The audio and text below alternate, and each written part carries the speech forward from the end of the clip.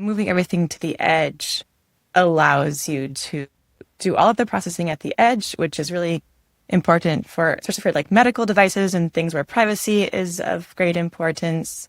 But also if agriculture applications, you might not have connectivity when you're out in a rural field to the cloud or on a factory floor inside of a big warehouse. Welcome to We Talk IoT, where we explore the ideas and impact behind AI-driven tech of the future and how data creates real business opportunity. To stay ahead of the innovation curve, subscribe to our newsletters on the Avnet Silica website. I am your host, Ruth Haydock.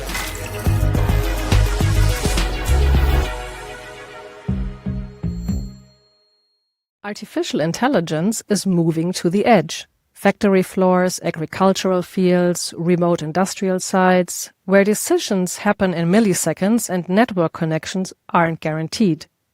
Tria's Vision AI kit promises industrial-grade edge computing with a 15-year life cycle. It runs inference locally, processes 5 camera feeds, and handles demanding tasks like image segmentation. My guest today is Monica Houston. She's the technical marketing manager at Tria Technologies, and we will discuss real-world edge AI deployments, what it takes to make these systems work in demanding environments, and whether edge inference is genuinely ready for the industrial prime time. Thank you so much for being here. Welcome to the show, Monica.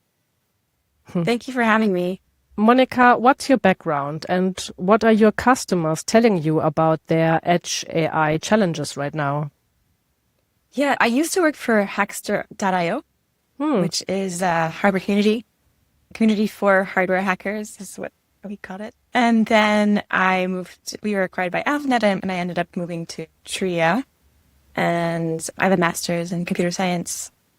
Terrific. Yeah, we had Hackster on the show, I think, might be 2 years ago already for an International Women's Day episode. Yeah. So that sounds very interesting to work there. Professional hackers. Yeah.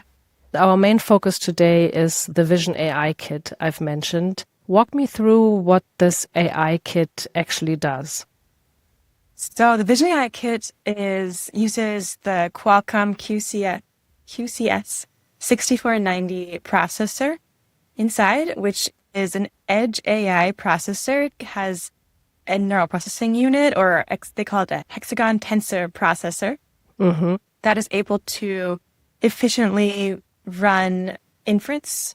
So to do all of the multiply additions that are contained inside of the layers of a machine learning model or an AI model.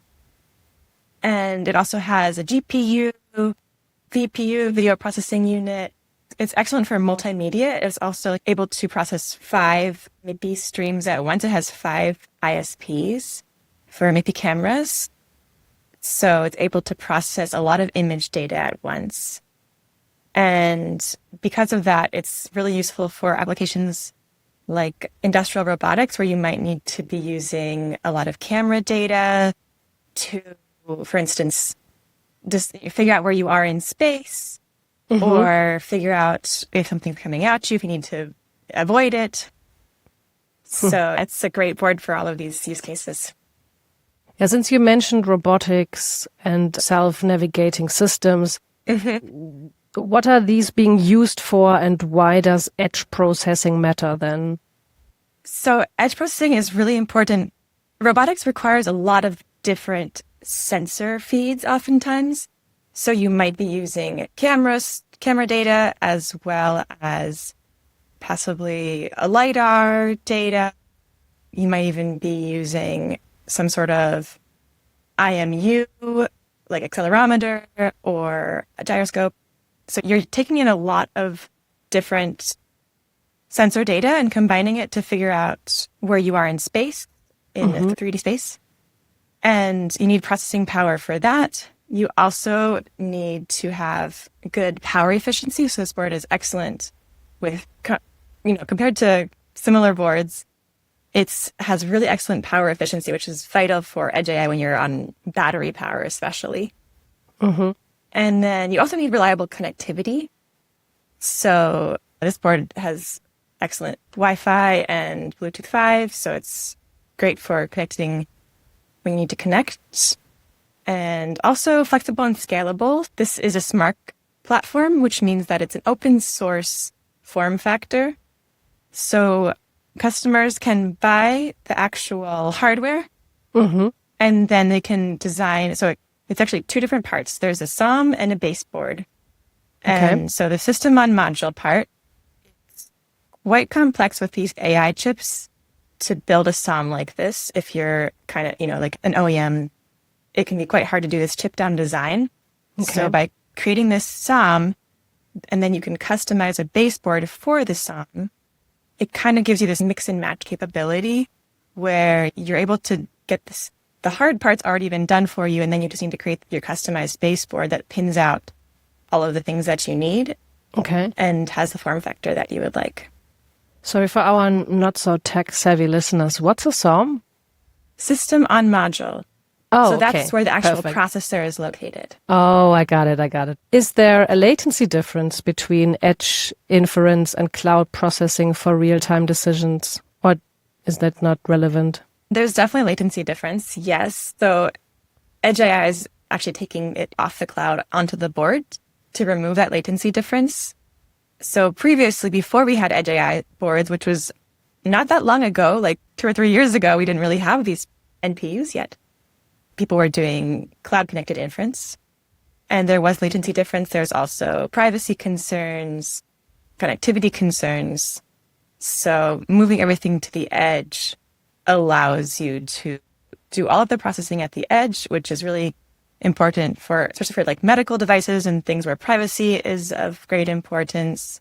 But also if agriculture applications, you might not have connectivity when you're out in a rural field to the cloud or on a factory floor inside of a big warehouse. Out on the field in rural areas. So now we have basically already jumped into another use case, which is probably agriculture, I assume. I think you have a very nice article also, which I will link in the show notes, about an agricultural demo. What specific problems is Edge AI solving in farming? Yeah, so there's a lot of things that having autonomous vehicles can help with. An example might be fertilizer or pesticide. Right now, actually, these are being deployed, but before, all of fertilizer and pesticide were kind of uniformly applied and with hopes that it would be taken up by the plants and arrive where it needed to be.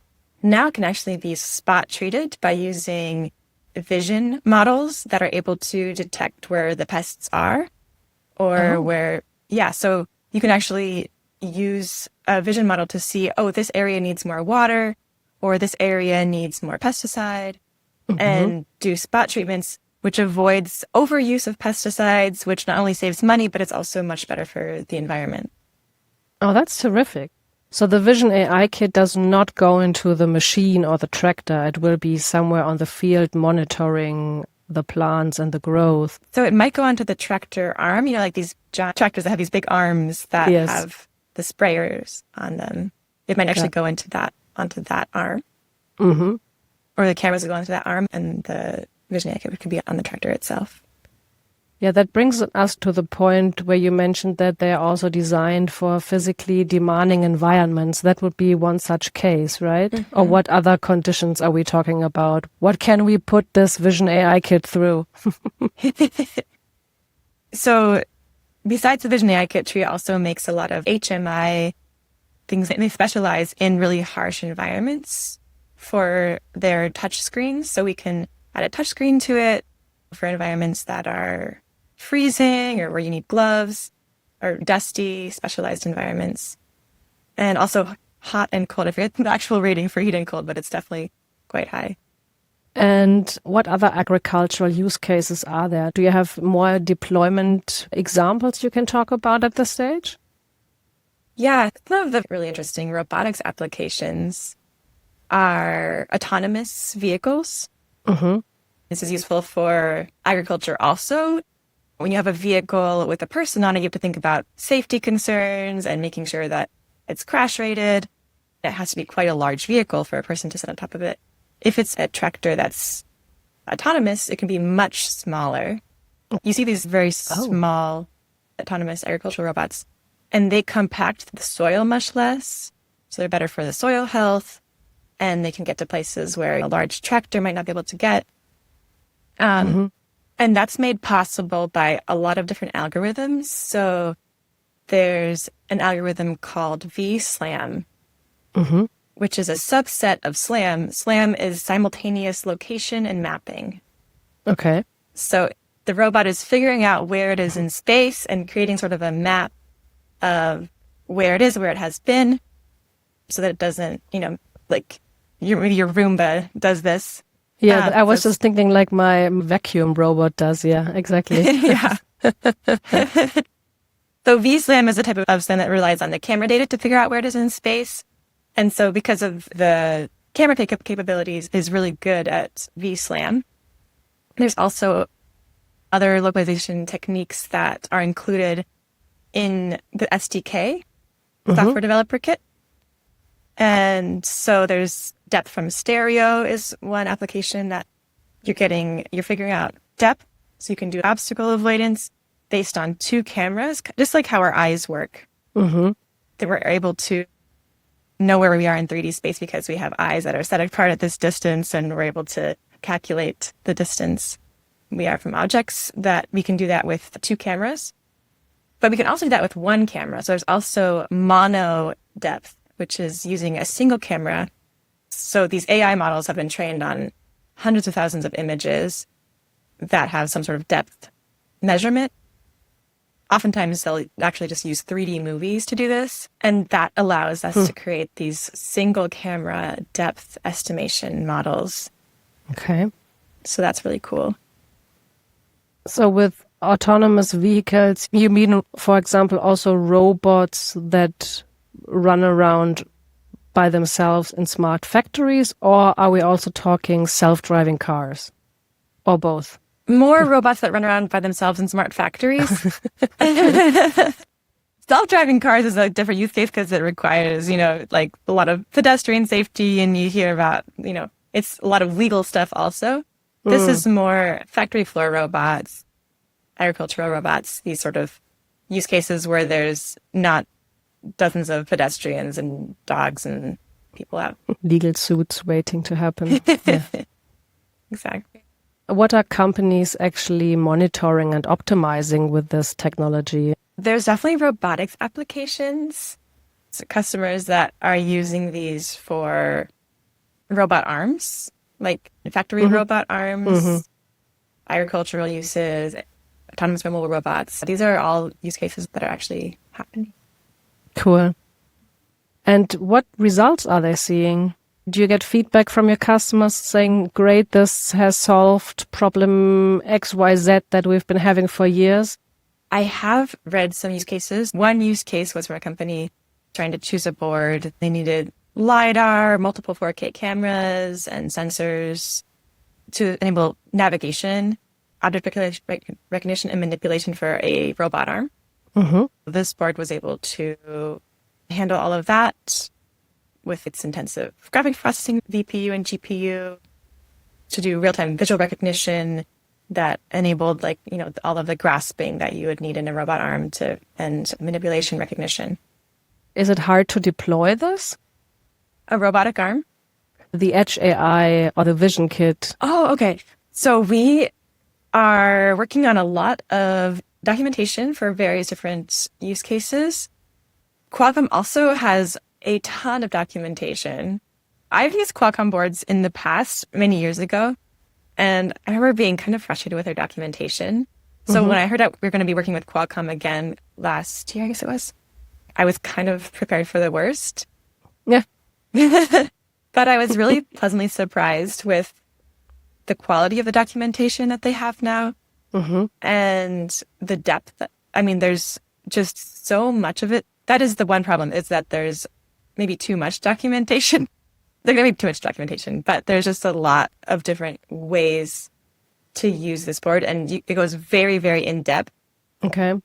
So if you are a beginner, there's documentation for you, but also if you're an expert in power usage or a machine learning expert, there's a lot of documentation that goes very, very in depth about how to run models in the most efficient way. You could spend years, literally years, on this, getting your models more power efficient and run across the heterogeneous compute. Yeah, there can't never be enough documentation. Right. Exactly. Yeah.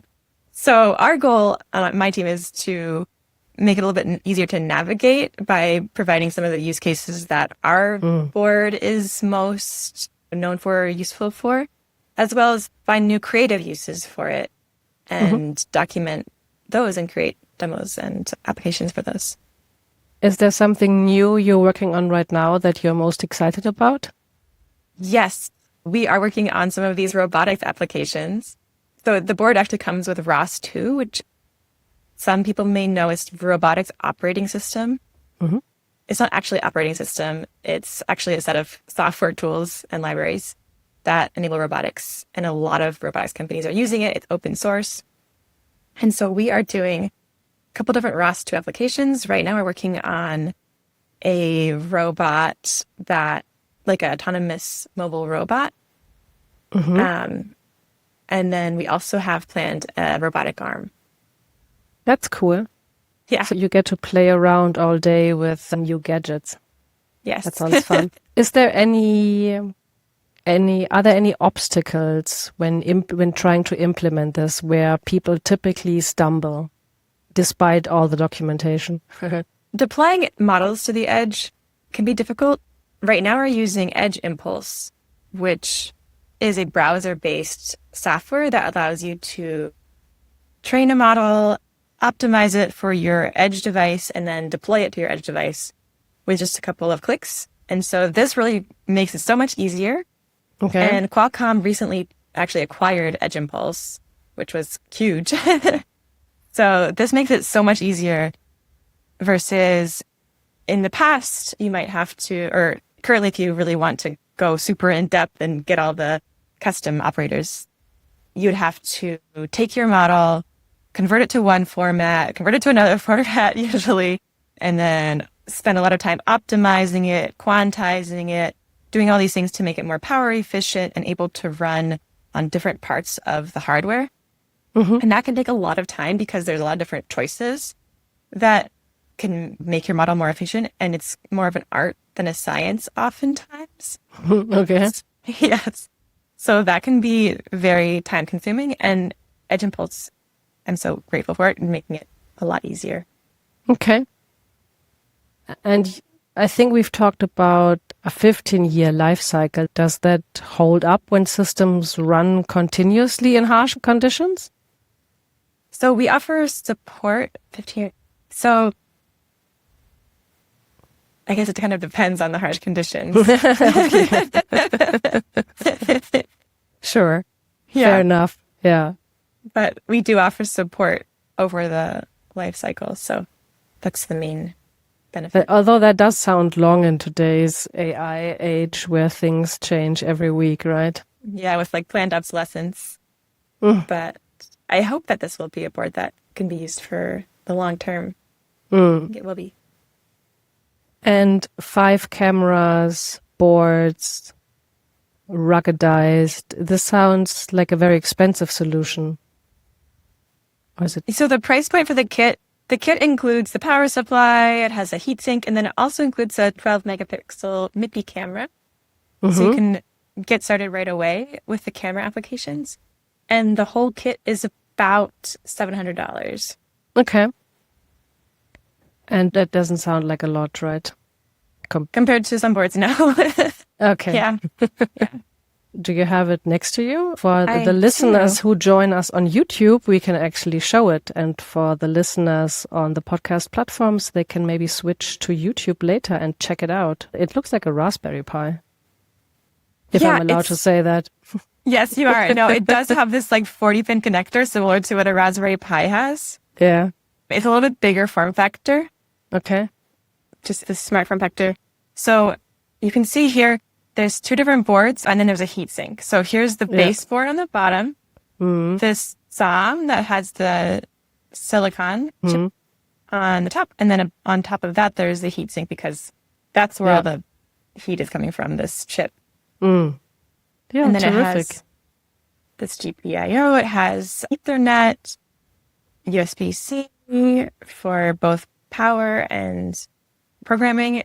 It has 4 USB ports, and then also has the HDMI, mini HDMI port. Terrific. Okay. It also has maybe DSI for a display, and then here's like the camera. There's 4 maybe CSI camera ports pinned out. Okay. It looks very cool. Thank you. Yeah. And is there something Edge AI cannot do yet? What problems can't it solve yet? That's a hard question. Okay, that's an interesting one. I mean, it can't think for itself in spite of its name, where it's still reliant on some data to train it. It's not going to be like truly reasoning like a human does anytime soon, in my opinion. But what it's good for, it's really good for. Like taking a lot of data and figuring out which plant has a disease or those sort of use cases. LLMs, of course, are huge right now. And those can be run on this board somewhat, maybe too slow for real use cases. We have another board that is much, much faster and good for LLM. Like that's kind of the goal. That's the IQ9, which is a very similar board. Okay. But yeah, so LLMs can be run on Edge AI, but of course they have their limitations. They hallucinate, which is a really big problem for a lot of applications. Yeah, it's good for what it's good for, but don't trust it, with your life maybe. What other advice do you have for people who want to start exploring your Vision AI kit? What is a good way to start? So we have a Hackster.io project. I still use Hackster.io quite a bit for documentation just because I really like the mix of, images and you can add your code there. So we have one for our Getting Started project. So that could be a good place to start out with this board. And we also we publish a lot of our reference designs on GitHub. So we have github.com/avnet. And we have some pretty good documentation. Terrific. Before we come to the end, is there anything I haven't asked you that you wish I had asked you? I just want to reiterate that how important power efficiency is. So we measure the power. So the throughput latency of a chip is measured in TOPS, tera operations per second. So that's how many operations it can do. Operations correlates to how fast it can run inference. So the more operations it can do, the higher TOPS, then the faster it will run a model, which is good, usually. This is a 13 tera operations per second board, which is kind of mid-range now for Edge AI. Okay. It used to be like the high range, but now that they're creating more faster boards, it's mid-range. And usually the higher TOPS you get, the more power consumption. This board manages to keep the power consumption quite low. So this is a heatsink, which is a passive cooling. For a similar board, you would probably need to have like an active cooling, like a fan. If you see a fan on a board, that means it's generating a lot of heat. Heat is power consumption. Okay, got it. So that is one of the impressive things about this board, that it can run so much throughput with so little power consumption. And that's really important for battery-powered robots. Makes sense. If you had to put together a playlist for this episode, what song would you put on it? Daft Punk, like robot rock. There you go. Really cool. Thank you. I will put your song on the YouTube playlist we've made for all our guests, so we have a nice soundtrack for all the cool tech stuff we talk about. All right. It was really interesting to chat with you, Monica. It seems like the technology is really maturing and the use cases you have shared with us are really proving that the industrial reality is setting in. Thank you for being on the show and sharing your insights and expertise with us. Thank you. Thanks for having me. Thank you for listening to We Talk IoT. Stay curious and keep innovating.